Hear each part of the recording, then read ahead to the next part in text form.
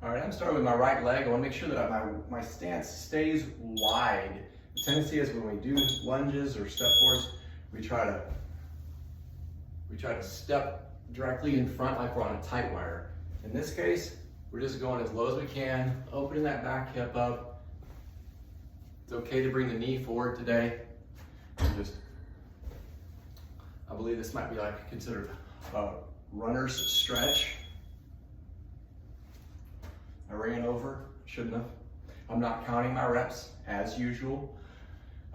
Forgot to mention, as we're going like this, we are building strength in that front leg, flexibility, we're opening up that back hip, but also some explosiveness. As you can tell, it takes some power to throw yourself back up, driving with that front leg to get back to that standing position. That's what I love about these movements where our feet connect to the next point. Rather than just doing these side things, we're actually planting our foot, stimulating that nervous system, the nervous system in the foot, that's stabilizing the core, activating these muscles that we wouldn't otherwise activate if we're just sitting down on a machine, doing a workout, isolating those muscles. So again, compound movements, complex for that matter. I'm gonna go forward on this one so you can see how my front leg is wide. And what I mean by wide is my front leg is staying shoulder width. I'm not walking the tight wire. Get one more in there. The great thing about this is I'm breathing hard. This is tough. This is no joke. I did just work out, so I'm feeling it. But again, I just worked out, and so you can handle this. This is not too intense, so intense that you couldn't do it, to just get that heart rate going, get that blood flowing, strengthening those muscles.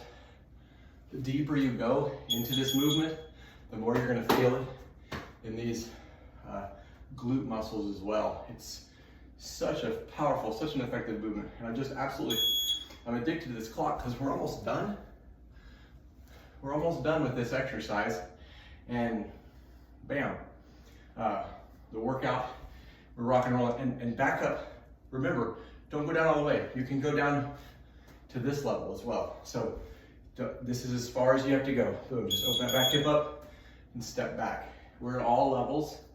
Everyone is at a completely different level, fitness-wise.